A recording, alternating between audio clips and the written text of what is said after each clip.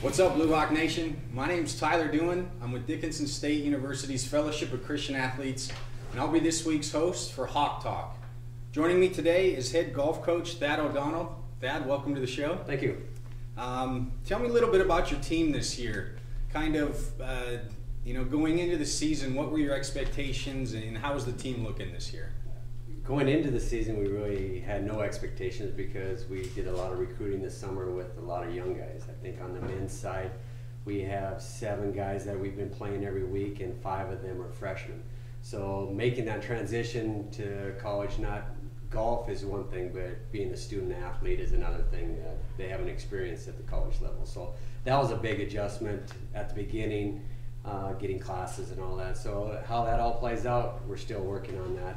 On the women's side, we had 3 of our 4 back, and we brought in another young lady that was on campus that is able to play for us this year. And so we're just trying to look at building our program right now, I think, and they started out pretty well. Awesome. How many events have you guys had this fall season so far? We just finished our 4th event, which is ending our fall. It's a split season. So we have our fall done this last weekend in Valley City, and the first 3 meets goes through great weather. This fall was awesome for weather, and it was one of those experiences for our young guys that they were able to play in some good weather on some great courses, and that really helped compared to where we were last year at this time, where they played in snow and sleet by this time of the year. Yeah, sunny weather really helps the golf game. Last weekend you were in Valley City, and you took 3rd in both the men's and women's side. Kind of tell me a little bit about how that tournament went for you. On the men's side, it was our best outing as far as scores. We went back through, and they take top 5, score the top 4, and our average on our top 4 was 77 over the 2-day period. We were 5 strokes out of first day. Ended up a little more than that on the second day. But I think we shot the low of the year at 310 on the second day. So it's great to have those top 5. We had freshmen in 4 of those 5 positions. So it's something that the horizon looks good, and we definitely need to do some things in the off season and for those guys to progress as student athletes. But it's good to be in the hunt. We're in striking distance after the first day, and they were excited about that, which we haven't been in that position in the last couple of years. So that excitement's right. The guys are very competitive. They like to compete. They did a Writers' Cup this year as a team thing. So I think the competition level is building on our men's side.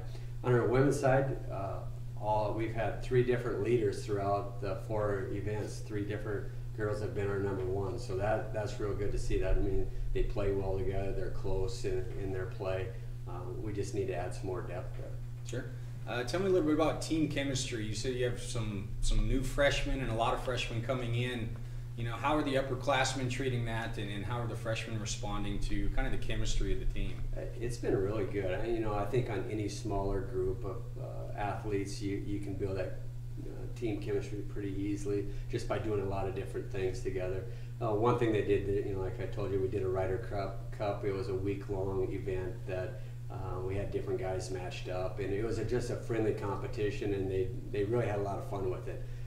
And they've done a lot of things outside the practice area where they'll go to the simulator, they go to the rec center together. So our senior, Austin Harper, is our 1 senior on our men's team, and he is a great leader in that aspect. Makes sure everybody's involved, and if they're not involved, make sure that they get involved.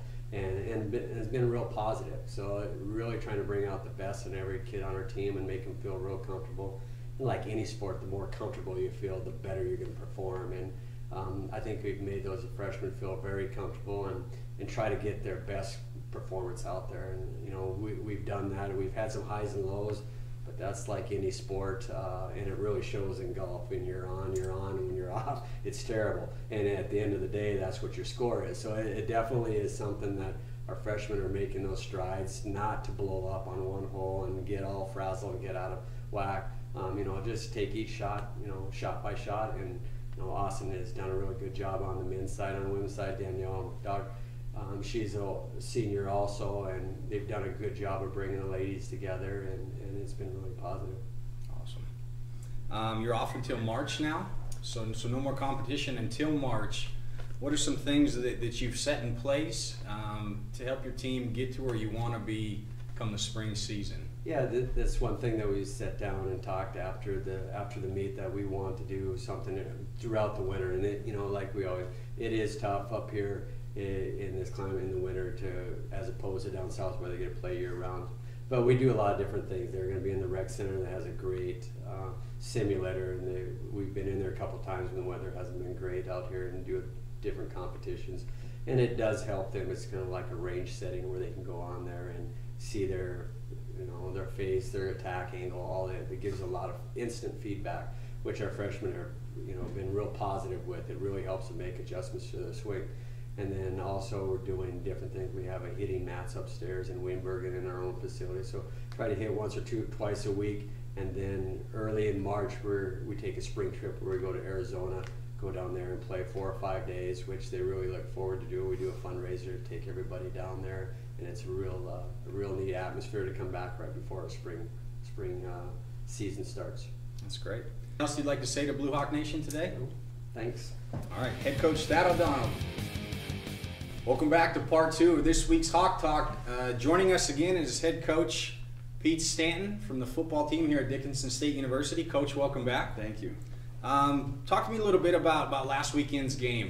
Pretty big win, 43-6 in a non-conference game against Mayville. You guys racked up 482 yards on offense. Kind of walk me through last week's game and tell me a little bit about it. Yeah, it was a good win for us. We needed a game like that. I think you were right. We ran the ball well, and that was our goal going into the game is to run the football well, and we ran for 382 yards, and we just did a good job. Really offensive line taking over in the second quarter. We the first drive we fumbled on the first drive, and our guys came right back and drove it back down again and got a touchdown. I think just got some good confidence, and I think that was the big thing is we ran the football well, and on defense we got some stops. I think we had the first 4 series were 3 and outs, and it got the ball back to the offense, and that's kind of the way a football game was supposed to work ideally, is being able to run the football and be able to stop the run. I think those are the big keys to the game. And the other nice thing about the game is we got a lot of guys in. We're able to play a lot of guys that really work hard in the off season, really work hard in practice, that hadn't got to play a lot in the first couple of games, and we're able to get a lot of guys rotated in. It was good to see that too. Good. We had mentioned the rushing game was huge for you guys. I want to talk a little bit about Myron Moore. Senior this year, doing really well. Just tell me a little bit about his character and what he means to your team. Well, Myron works really hard.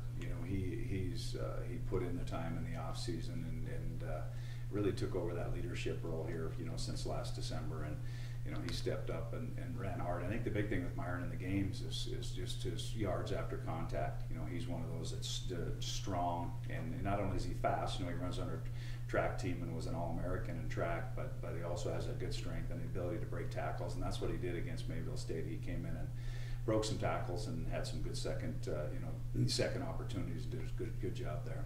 Awesome.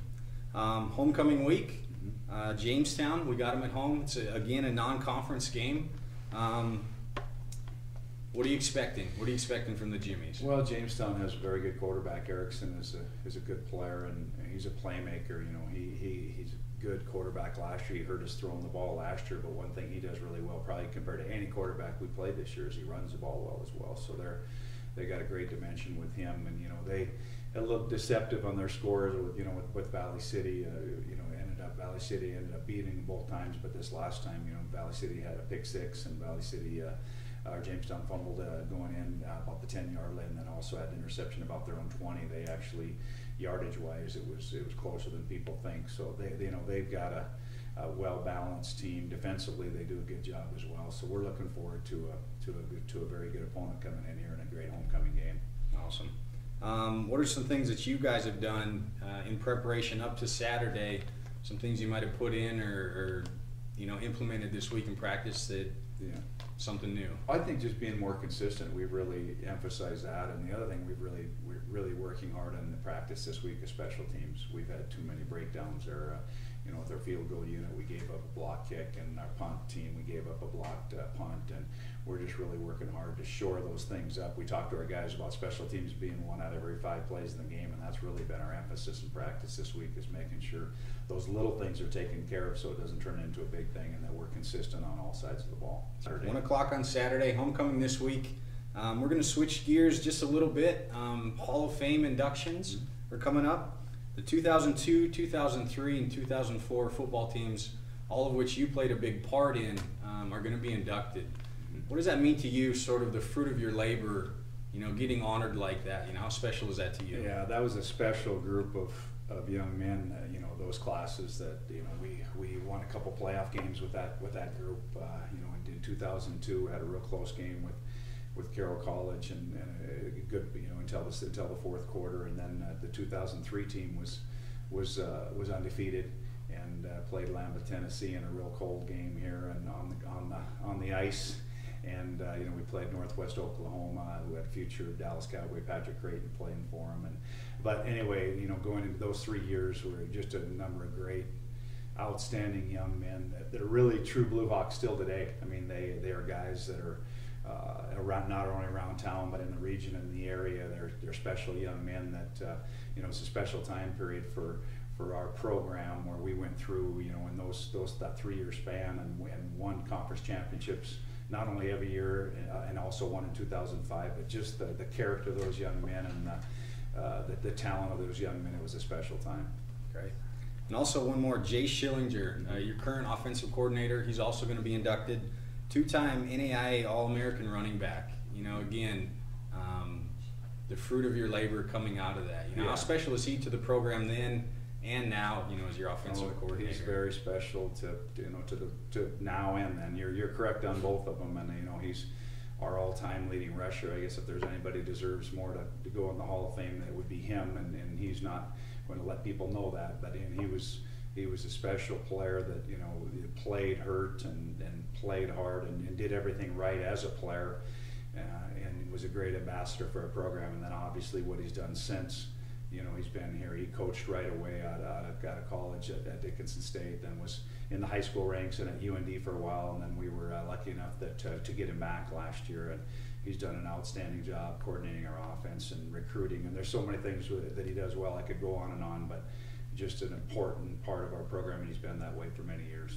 And that's one thing I like about Dickinson State University. In the athletes that we produce, they all seem to come back, you know, and want to have a part in what's going on here at Dickinson State University. Yeah. And I think that's, you know, rare in the collegiate level, and just exciting to see here at Dickinson State University. Yeah, you look at our coaching staff with 9 coaches on the staff, and I believe 6 of them, or maybe 7 of them, you know, have played at Dickinson State. And I think you're right, the loyalty part of it is, it's a unique thing. It's a special place, Dickinson State, and our booster club and touchdown club, and everybody you know that supports you know, not only our football program but all the programs. The booster club does a great job of making those athletes feel at home, and I think we have a lot of athletes that come back, and you know, this is more evident this weekend when you see it at homecoming. Not those guys are coming back to be honored, but a lot of those guys would be back anyway. And you're right, it's a really special place that way to have not only that group being honored, but you know, those guys care about the program. You know, the coaches come back and, you know, want to come back and be a part of the program. And our former players, even though they're not as connected as much anymore, they stay connected through the media, and they want to be back, and they care about Dickinson State, and they care about the program, and it's a really special thing. That's great. Anything else for Blue Hawk Nation today? No, we're just excited to have everybody back for homecoming, and it's a really exciting time for us. And we really emphasize to our players how important Dickinson State is and how important the support is for our program. And we're thankful for all the support that we get, you know, all year long, but especially here at homecoming when a lot of the alumni will be back, and we're excited to have them back. That's great. Head coach Pete Stanton, football coach at Dickinson State University. Thank you for joining us this week on Hawk Talk. Just a reminder, homecoming festivities kick off Friday evening with the Hall of Fame banquet. Saturday morning is the homecoming parade. Kickoff is at 1 o'clock, and for more information, you can go to dsubluehawks.com.